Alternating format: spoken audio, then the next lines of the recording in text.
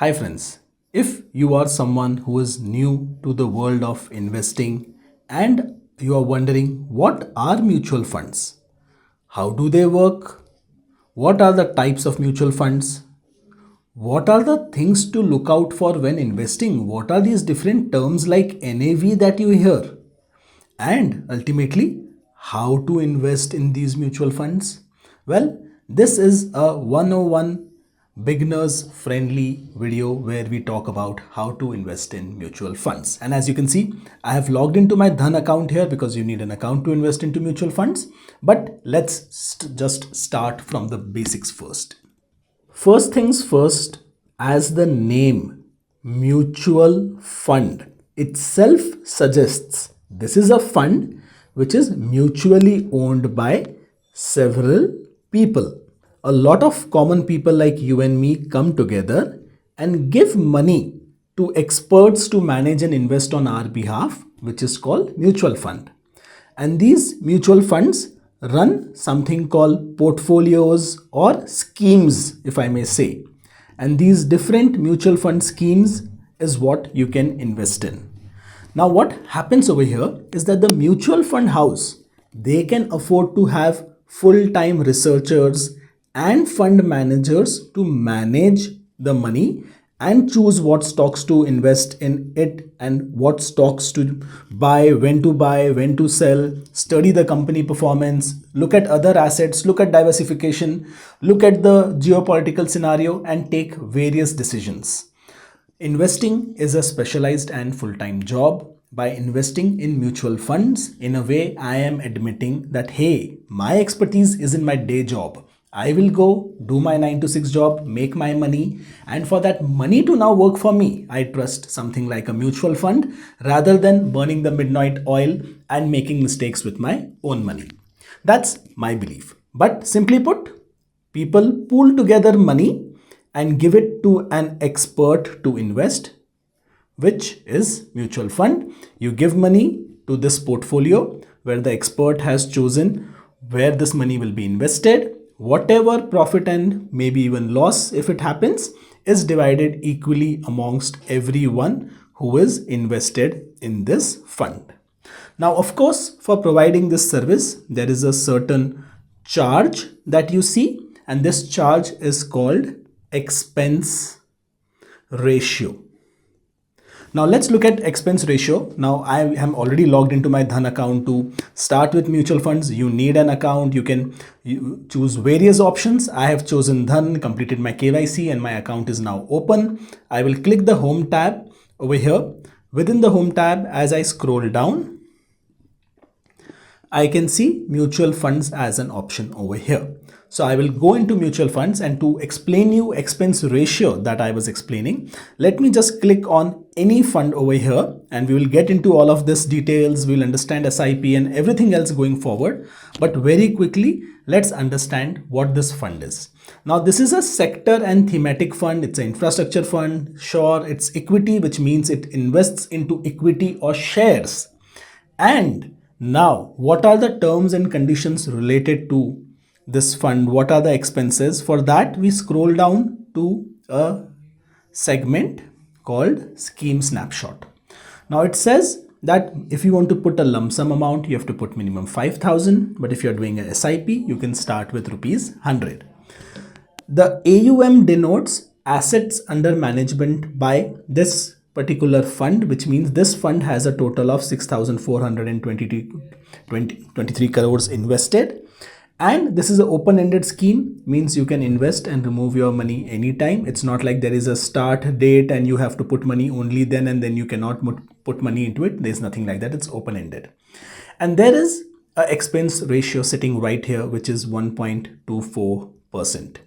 So 1.24% in expense ratio means yearly 1.24% of the assets is what the fund will charge as its fees, and you don't have to pay it separately. It's adjusted in the price of the fund in a way. Price of the fund is called NAV, and we'll get to that in a few minutes.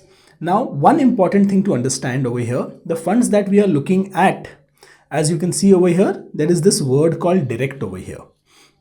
there are two kinds of funds. Every fund that exists, the same fund will also exist in a regular format, and it also exists in a direct format.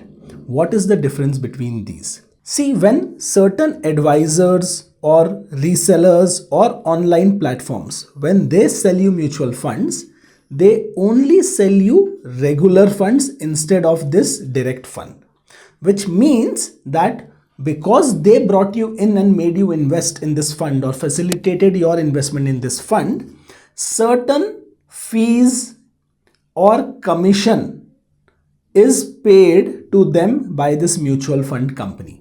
In which case that expense ratio goes up because now it includes the cost of the mutual fund company and the advisor who sold you regular fund. So it is generally more expensive than a direct fund. This is a direct fund, and that is why the expense ratio is less, and that's one of the reasons I am on this platform, that I get direct funds over here. So I am paying what I would otherwise directly pay if I go to this company. I'm not paying extra, which we pay as a result of regular funds. Now, the direct and regular funda aside, I am sure you noticed investment lock-in period also as a factor. Now, there is thankfully no lock-in period in this fund. Funds like tax saver funds, which are ELSS funds, have a 3-year lock-in. Funds could have lock-in period, which means you cannot sell them for a certain duration. But this fund does not have a lock-in period, and we will understand different types of funds pretty soon. Now, this fund, while it does not have a lock-in period, it does have a 1% exit load if you switch out within 15 days, which means that for 15 days you have to stay invested if you do not want this exit load of 1%. Now, why do funds do this? We have in the past also seen 365 days or 1 year of exit load, which means that if you sell within a year, you have to pay 1%. Why does that happen? Now, I believe that happens because funds want certain predictability as to how much fund they can deploy in various assets. If people start withdrawing their money, they will have to go and sell shares which they have purchased. And if they sell these shares, there is a chance that the market may move or some loss may happen as a result, because this was an unplanned sell because people are removing funds. So fund managers want some predictability in how much AUM they will be managing, and then they can take their position size. So if people are removing their money before 1 year, they charge a 1% exit load. How is this calculated, or what does it mean? Is it very expensive? Well, let me just put it this way. If you invested 5,000 rupees today and you got a profit of 10%, which brought your investment to 5,500. Now, if you are selling this before the 1 year holding period, every installment which you invested in case of SIP or the lump sum itself, if you are selling before 1 year, on this exit amount, you will end up paying a 1% exit load, which, to simply think about, is around 50-55 rupees in this case. So you will pay that much in fees because you are breaking this investment in a way earlier than expected.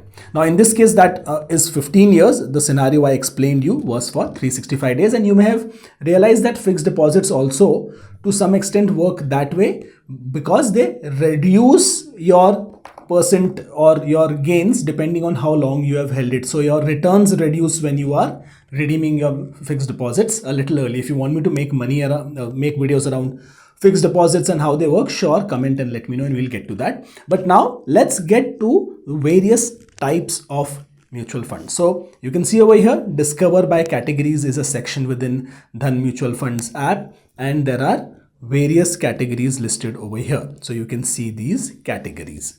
Broadly speaking, funds are divided into equity. Within equity, of course, there will be different kind of funds. For example, you may have large cap, mid cap, growth funds. We saw a sectoral fund as well. Those could be different types of equity funds. Then there are tax saver funds. Now the government has a scheme called ELSS. It's called Equity Linked Savings Scheme. Under certain tax benefits, you can invest up to 1.5 lakhs a year on in ELSS funds, and that gives you tax benefits, but these funds are locked for 3 years. They can again be equity funds by different mutual fund houses, and I have seen them give good returns as well. So ELSS is one way of investing in the market and also saving taxes. Again, on tax saving instruments, I will have another video if you're looking forward to that. Do subscribe to the channel and comment and let me know if you're looking forward to that video. Then there are hybrid funds, which can be a mix of equity and debt, which means somewhat high risk investment plus low risk investment put together. And then there are, of course, debt funds. Debt funds are safe-ish investments, or I would call them low risk investments, which basically means that government bonds, corporate bonds, and similar instruments would be invested. Many people see them as FD alternatives as well. So debt funds are again an instrument which is made to make this instrument safer or give more predictable returns to people. So again, mutual funds carry market risk. You have all read the disclaimers. Do consult your financial planner for making any investments. I am giving you basic information over here, and I hope this is helpful. So now let's figure how to invest in a mutual fund. Once I am on the Dhan mutual fund investment or mutual fund page, I can look for mutual funds in different ways, or I can search for a mutual fund that I want. Now, for example, if I want a debt fund, I will go into the debt option and I will see various debt funds with their 3-year returns mentioned over here. I am not doing any selection over here right now or figuring how to select. I'm just gonna click on any of these funds and say, okay, let's invest in it, because we are trying to understand what's the way to invest in it. So this is a medium duration fund. This is a debt fund. The overview is here. It shows historical returns, the Morningstar and Value Research. These are rating agencies who rate mutual funds, and both these funds have been rated 5-star.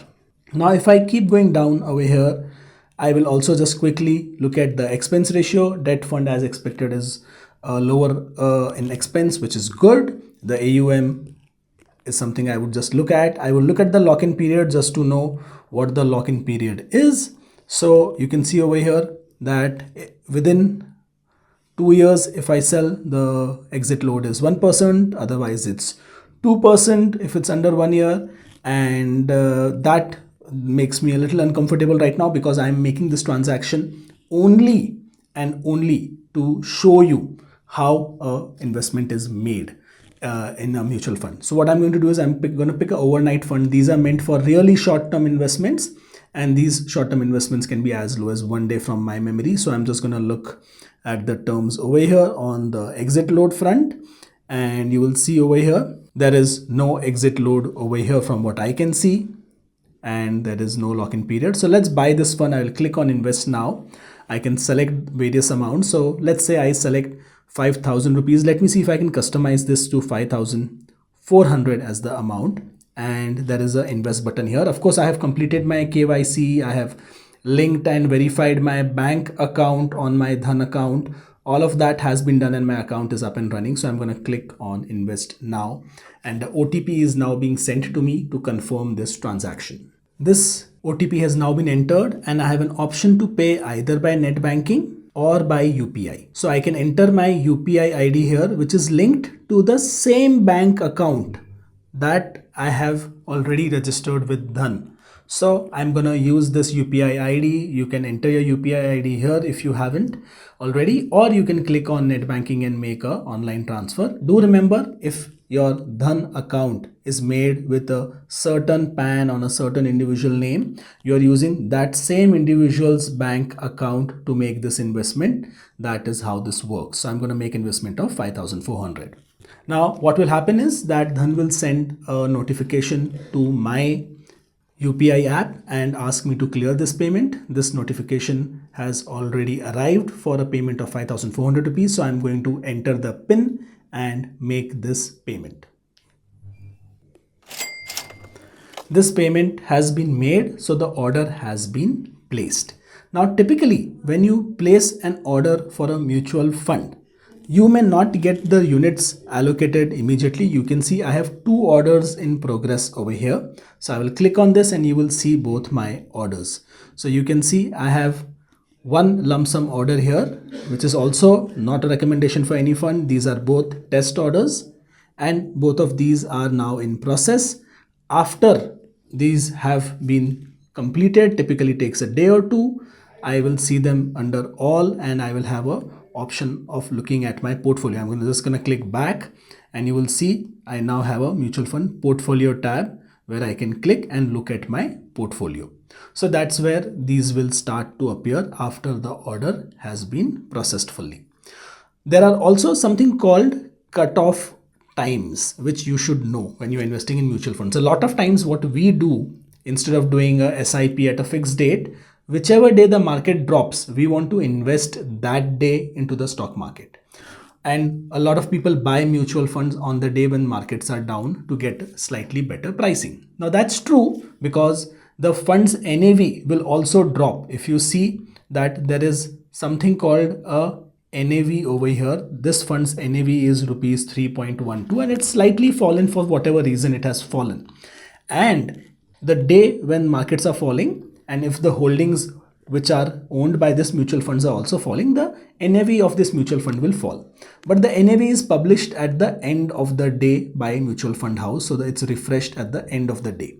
And your purchase will be executed at today's end of the day price if you invest before a certain cutoff timing. So this cutoff timing for mutual funds, since it may change from time to time, I'll give you a link in description where these cutoff timings are mentioned. And NAV, as I promised you, is net asset value of a mutual fund. So all the assets put together give this mutual fund a price, which is the price at which you buy and sell.